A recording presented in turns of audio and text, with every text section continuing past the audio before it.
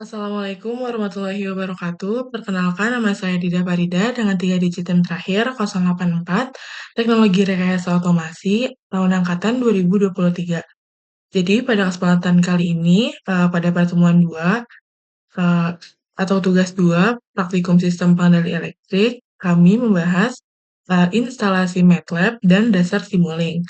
Jadi, pertama-tama, kita harus mengetahui konsep dari dasar MATLAB itu sendiri. Jadi, MATLAB itu memiliki kepanjangan Matrix Laboratory yang merupakan perangkat lunak komputasi numerik yang dikembangkan oleh MathWorks. Nah, MATLAB tidak hanya berfungsi sebagai kalkulator matriks, tetapi juga menyediakan lingkungan pemrograman yang kuat untuk analisis matematis, visualisasi data, serta perancangan sistem kendali. Nah, dalam bidang teknik elektro, khususnya pengendali elektrik, MATLAB juga digunakan untuk menghitung parameter sistem, misalnya fungsi alih, respons frekuensi, dan stabilitas. Lalu ada pula merancang algoritma kontrol seperti PID, LQR, atau state feedback. Lalu yang terakhir yaitu memvisualisasikan hasil simulasi dalam bentuk grafik yang mudah dianalisis. Nah, ada juga konsep dasar dari Simulink itu sendiri. Jadi Simulink itu apa sih? Simulink adalah ekstensi grafis dari MATLAB yang memungkinkan pengguna melakukan pemodelan berbasis blok diagram dengan Simulink. Sistem dinamis dapat dipresentasikan melalui blok-blok yang mewakili persamaan matematis. Nah, lalu juga bisa dengan komponen fisik maupun algoritma kontrol. Nah, adapun keunggulan Simulink dalam pengendali elektrik adalah mendukung pemodelan sistem linear maupun non-linear yang lalu memungkinkan integrasi langsung dengan perangkat keras atau hardware in the loop, lalu juga mempercepat proses pengujian dan validasi strategi kendali sebelum diterapkan ke sistem nyata. Lalu yang selanjutnya ada pula konsep modeling dan simulation. Jadi dalam rekayasa sistem kendali, modeling dan simulation merupakan metode utama untuk merancang dan mengevaluasi performa sistem sebelum diimplementasikan. Jadi yang pertama, apa itu modeling? Merupakan proses membangun representasi matematis atau logis dari suatu sistem nyata. Contohnya, motor DC dapat dimodelkan dengan persamaan diferensial yang mempresentasikan hubungan antara tegangan, arus, dan kecepatan putar. Lalu yang kedua ada simulation, adalah proses menjalankan model tersebut dengan kondisi masukan tertentu untuk mempelajari respon sistem. Dengan contoh, misal mensimulasikan respon motor DC terhadap perubahan tegangan masukan untuk menganalisis stabilitas dan kecepatan steady state. Nah, apa sih manfaatnya dalam pengendali elektrik ini? Yang pertama itu mengurangi risiko kegagalan saat implementasi nyata atau pada saat praktikum di lab. Lalu yang kedua menghemat biaya dan waktu eksperimen. Lalu atau praktikum, lalu memberikan pemahaman mendalam terhadap dinamika sistem dan kinerja pengendali. Lalu ada pula transformasi Laplace. Apa itu transformasi Laplace? Jadi transformasi Laplace itu alat matematika yang dipakai untuk mengubah suatu fungsi dari domain waktu atau T ke domain S atau frekuensi kompleks. Nah, transformasi Laplace adalah transformasi integral dari fungsi turunan yang diberikan dengan variabel real T untuk diubah menjadi fungsi kompleks. Jadi T ke S dengan variabel S. Nah, untuk T lebih dari sama dengan 0, misal F T diberikan dan asumsikan fungsi tersebut memenuhi kondisi tertentu yang akan ditentukan kemudian. Nah, transformasi Laplace dari Ft tersebut yang dilambangkan dengan uh, Ft atau Fs didefinisikan oleh rumus transformasi Laplace. Dengan rumus seperti ini, jadi L ini sebagai Laplace, Ft itu sebagai fungsi dalam domain waktu, T lebih dari sama dengan 0, lalu integral uh, Ft fungsi dalam domain waktu lagi, uh, faktor peredam dikali faktor peredam eksponensial. Nah, Ini merupakan batas integral 0 sampai infinity. Karena biasanya hanya dianalisis untuk T lebih dari sama dengan 0. Lalu ada pun tabel transformasi Laplace. Yang pertama uh, bisa dilihat, jadi awalnya tuh A saat ditransformasikan menjadi A per S. Terus T jadi 1 per S kuadrat. Terus T2 jadi 2 faktorial per S pangkat 3. Lalu selanjutnya sampai nomor 28. Bisa dipahami. Selanjutnya, transformasi Laplace memiliki persamaan diferensial. Jadi, teknik yang sudah bagus untuk menyelesaikan persamaan diferensial, banyak masalah matematika yang diselesaikan menggunakan transformasi dengan tujuan mengubah masalah menjadi masalah lain yang lebih mudah dipecahkan. Kayak dalam penerapan pada persamaan diferensial, kita memerlukan rumus transformasi untuk turunan, yaitu uh, L Laplace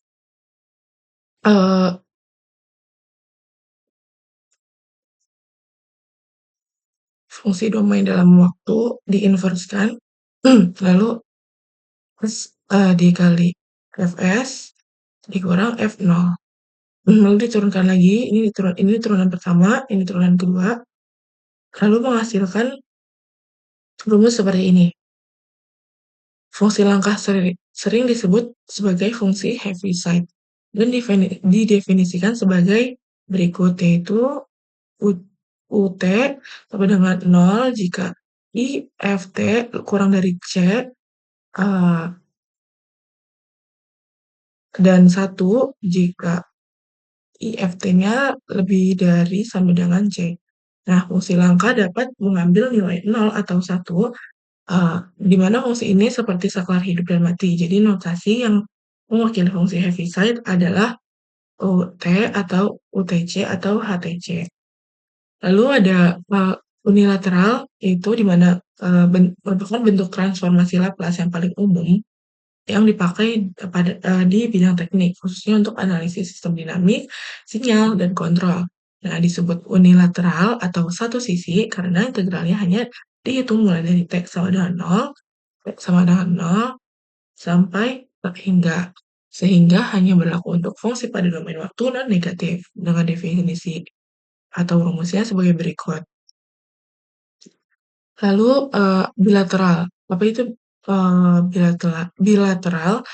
Kalau misal tadi unilateral itu kan satu sisi yang umum digunakan pada sistem jika T lebih dari sama dengan 0. Nah, bilateral yaitu B itu artinya artinya 2.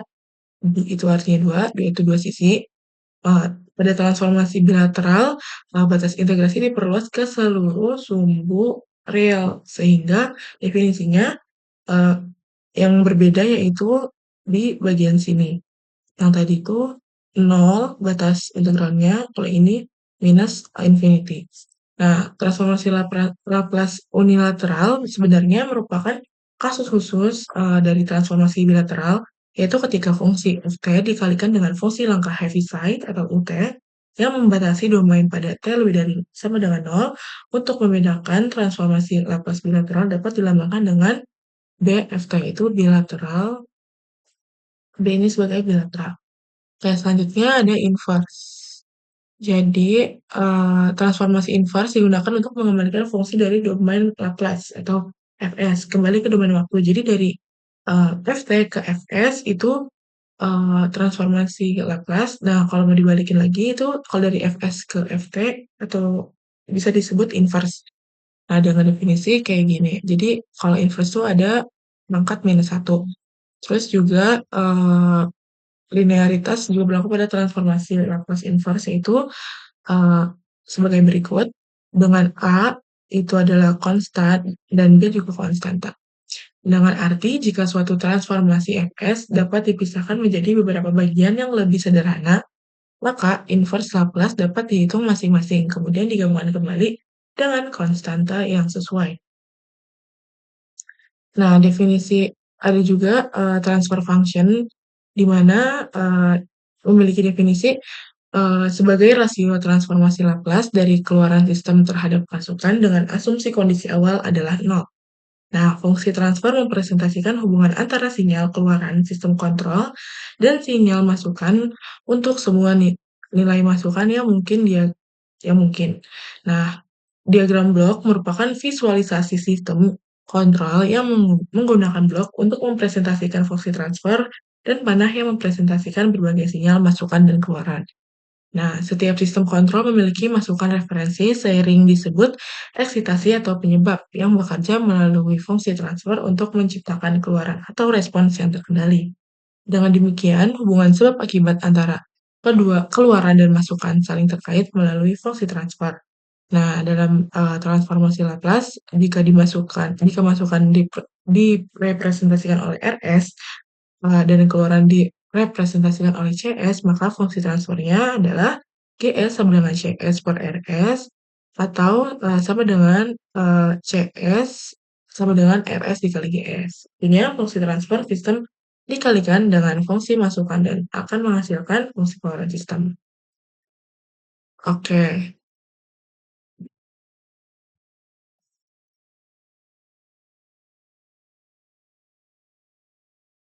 oke. Selanjutnya eh, kita lanjutkan. eh, Pemodelan sistem mekanik, elektrik, dan hidrolik.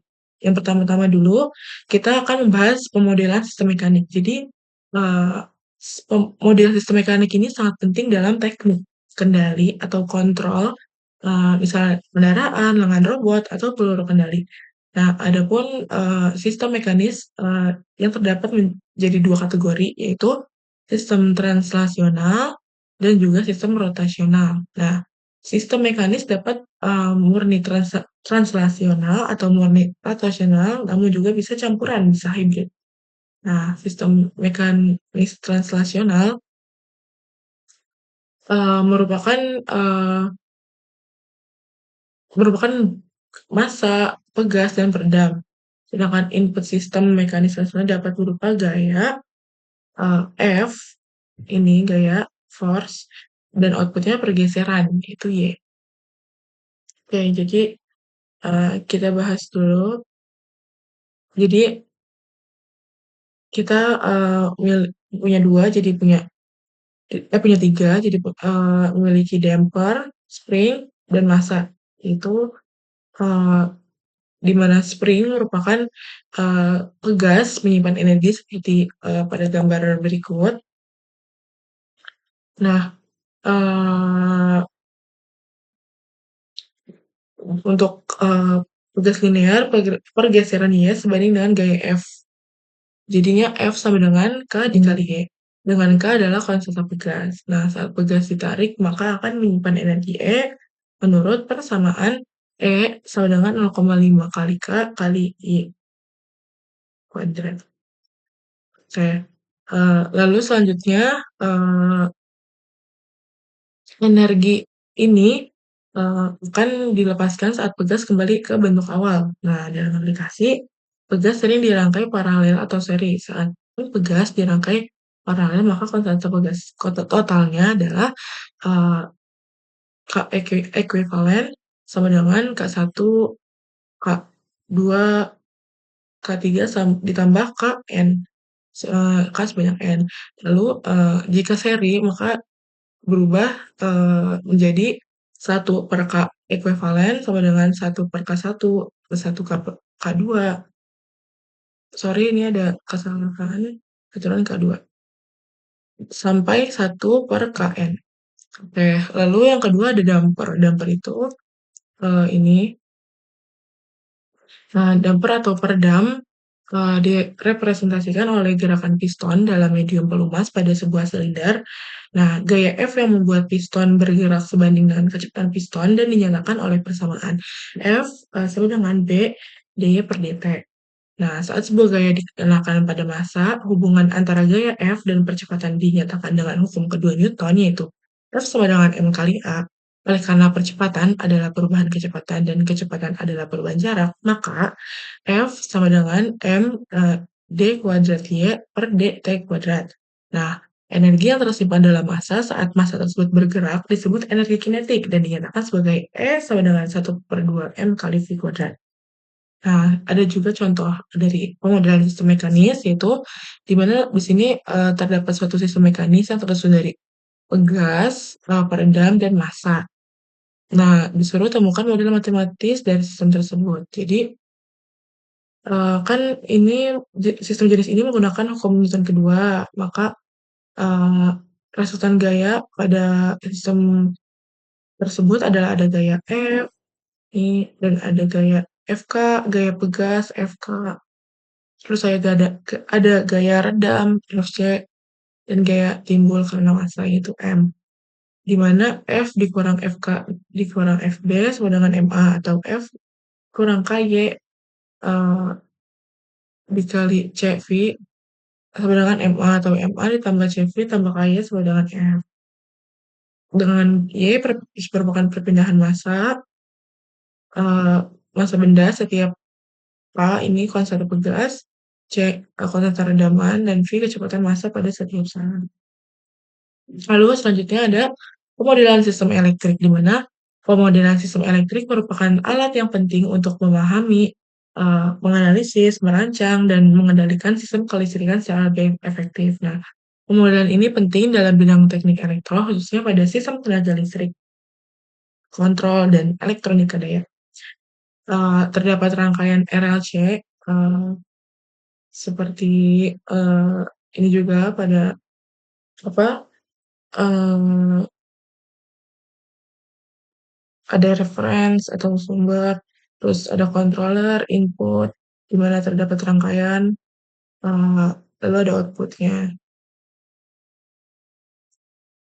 Nah, pada plan atau rangkaian dari hukum tegangan Kirchhoff, terdapat, rumus yaitu di min V1 min VI ditambah RI ditambah V0 sama dengan 0. Nah, sedangkan persamaan diferensialnya itu VT sama dengan RI di mana itu resistor, eee, terus ada L, eee, DI T per dt plus 1/C integral IT dt. Nah, dalam domain Laplace itu, eee, Vs, sama dengan Is dalam kurung R ditambah SL ditambah 1/Sc. Nah, pemodelan sistem hidrolik atau yang terakhir itu, eee anggaplah sistem, fluida merupakan aliran bilaminar. Jadi sehingga kita dapat memandang persamaannya adalah linear atau dilinearkan. Nah, persamaan diferensial sistem dapat diperoleh dengan mengetahui terlebih dahulu konsep mengenai tahanan aliran, kapasitansi, di mana didefinisikan sebagai, tahanan suatu aliran itu sebagai F, di mana perubahan, beda tinggi muka yang diperlukan untuk menimbulkan satu satuan perubahan laju aliran, R sama dengan perubahan beda tinggi muka, M perubahan laju aliran, jadi M, per dt. Lalu ada kapasitansi, atau C, merupakan perubahan jumlah cairan yang tersimpan yang diperlukan untuk, menimbulkan satu satuan potensial atau tinggi tekanan. Lalu, C sebagai perubahan cairan yang tersimpan, dengan I perubahan tinggi tekan, karena aliran masuk dikurangi aliran keluar dalam tangki selama selang waktu detik kecil sama dengan jumlah tambahan air dalam tangki, kita dapatkan persamaan sebagai berikut, yaitu CDH sama dengan Q1 dikurang Q0 dt, dan Q0 sama dengan H per R. Nah, persamaan diferensialnya menjadi RCDH per dt plus H sama dengan RQI. Dengan transformasi Laplace, yaitu HS per QI S, sama dengan R per R, CS plus 1 dan Q0S sama dengan HS per R.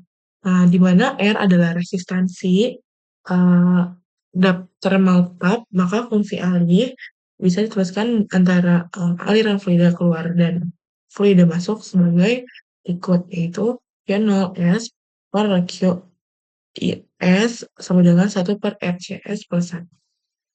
Oke, selanjutnya Pengenalan sistem kontrol. Apa sih itu sistem kontrol? Sistem kontrol adalah susunan komponen yang dirancang untuk mengendalikan suatu proses atau sistem lain agar dapat menghasilkan luaran atau output yang diinginkan.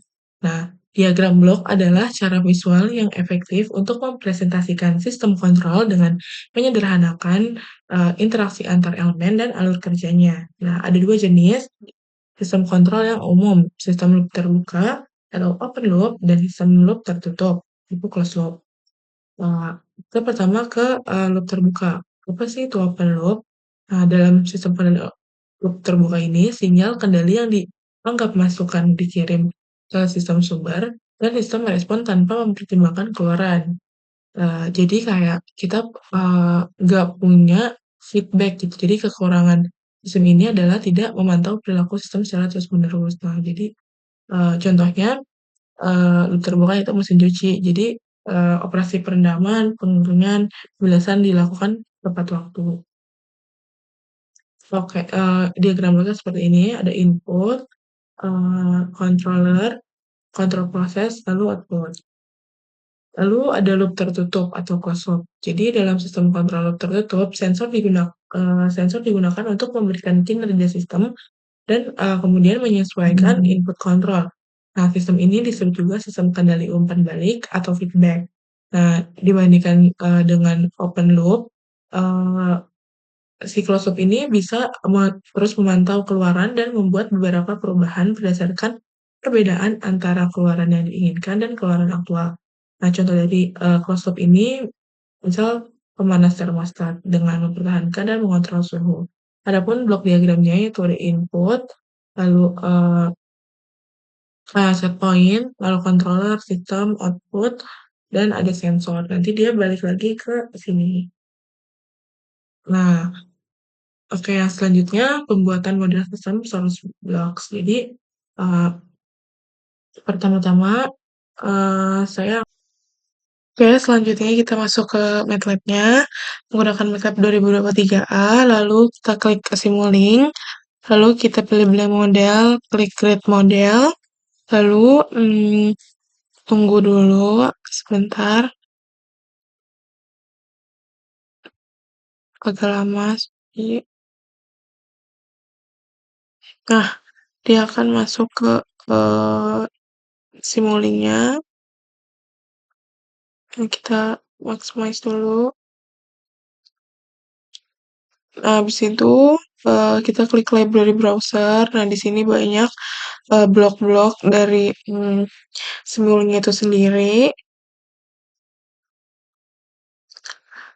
Nah, kita bisa nyari yang kita akan gunakan. Nah, ini ada banyak. Nah, kita misal pilih source. Misal kita pilih si sine wave. Nah, sine wave ini kita drag. Caranya dengan di drag. Nah, ke halaman kerja. Lalu setelah itu bisa juga diklik 2 kali. Nah, kita sekarang cari gain. Nah, gain ini untuk pengali. Nah, lalu kita cari sum, itu pertambahan.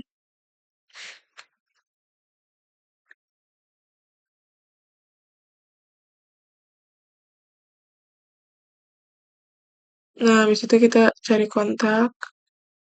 Nah, lalu scope. Scope ini fungsinya untuk uh, menampilkan grafik. Nah, kita sambungkan dulu semuanya. Nah, kita konstan, lalu ke scope. Nah, misal kita dalam gain keadaan 1, terus si konstan dalam keadaan 1 juga kita run. Nah, dia akan menghasilkan grafik seperti ini. Di mana dia akan jedanya tuh 1 gitu, jadi kedua. Lalu ketika gainnya kita ganti 2 dan konstannya kita ganti 2 juga, maka apa yang terjadi? Maka eh, tinggi gelombangnya akan 2 kali lipatnya. Nah, misal 2 sama 5 juga seperti itu. Nah, maka hasilnya mulai dari 5 dengan gain 2 itu kan 7 berarti. Nah, gitu. Jadi si konstan ini jadi titik awal sebuah sine wave gitu. Oke,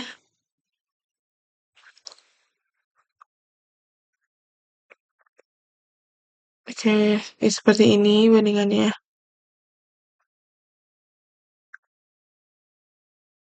Oke, selanjutnya, rangkaian selanjutnya yaitu kita cari max dan sine wave juga. Nah, max itu untuk menyatukan dua input menjadi satu output. Nah, terus kita cari gain juga, gain untuk pengali, max untuk eh, dua input menjadi satu input. Nah, si maxnya kita taruh di sebelum si gain. Oke, lalu si inputnya, satu input ini kita masukkan ke scope, kita run, coba, nah, maka akan keluar hasil grafiknya. Nah, misal gini kita kali 2, nah maka akan ada dua output, yaitu ada yang kuning dan ada yang biru. Yang biru ini tanpa gain dan yang kuning ini melewati gain. Oke, selanjutnya yaitu ada Dmax, itu kebalikannya dari si max. Nah, kita pakai sine wave dan gain juga. Nah, Dmax. Nah, Dmax ini adalah inputnya 1 tapi outputnya 2. Kebalikannya, nah kita menggunakan scope. Kita menggunakan si ini dulu. Kita menggunakan si max juga buat kita tahu gimana cara kerja si Dmax. Nah, lalu masukkan scope. Kalau udah, nah scope-nya tetap 2 kan. Nah, ini gimana caranya kita menggunakan dua input dan dua output. Nah, kita run, coba. Nah, hasilnya akan seperti ini, melewati gain. Nah, hasilnya ini scope 1 dan scope 2.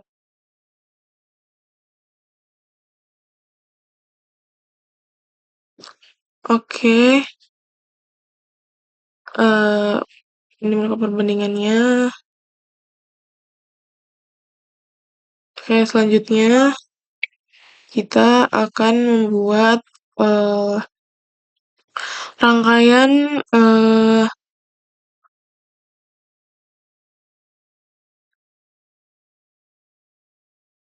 switch. Kita pakai switch, kita pakai juga konstan.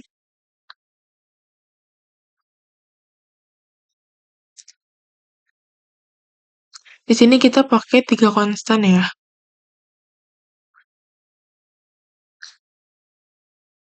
Nah, sorry salah. Nah, ini kita pakai eh 3, sorry, 3 konstan. Aduh. Nah, 1, 2, 3.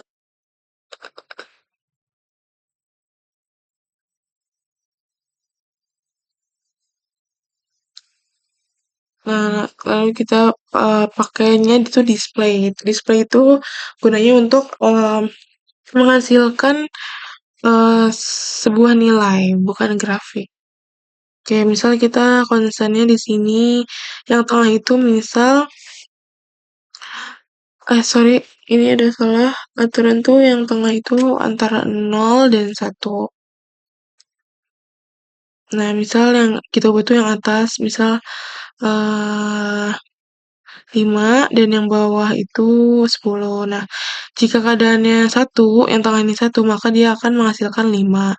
Nah, jika keadaan 0, dia akan menghasilkan yang bawah yaitu 10. Jadi kayak si tengah yang konstan yang tengah ini untuk apa?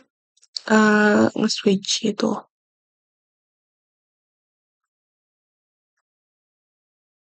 Oke, selanjutnya kita gunakan logic operasional yaitu AND yang kita pakai konstan juga, dua konstan. Lalu kita sambungkan nah dengan outputnya berupa display untuk mengetahui. Nah, tampil kebenarannya misal 1 sama 0 itu hasilnya adalah 0. Nah, sedangkan kalau 1, 1 itu hasilnya 1. Nah, bisa kita ganti juga. eh, Misal, nah dia akan 0. Kalau 01 itu bakal 0. Lalu selanjutnya kita ubah si n-nya ini jadi OR. Oke, lalu kita run. Nah, misal kalau OR itu misal 1, 1 dia akan menghasilkan 1. Kalau 1, 0 itu dia akan menghasilkan 1 juga. Kalau 0, 0 dia menghasilkan 0. Itu untuk fungsi OR itu tambah-tambah. Oke. Oke, kita langsung saja not sorry sorry. Nah, kita langsung saja ke apa ini? Selektor ya. Nah, kita pakai vektor ini juga.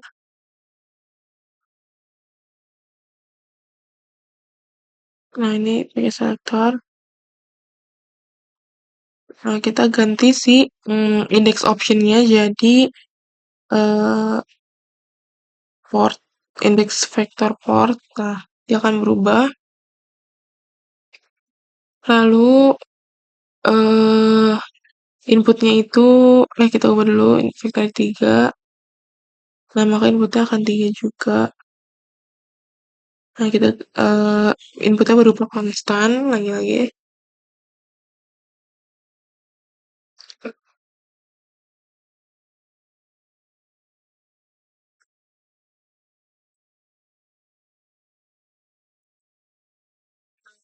Kita sambungkan dulu inputnya.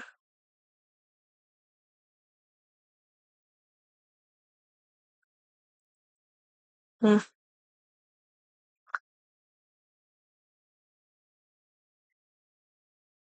terapin dulu.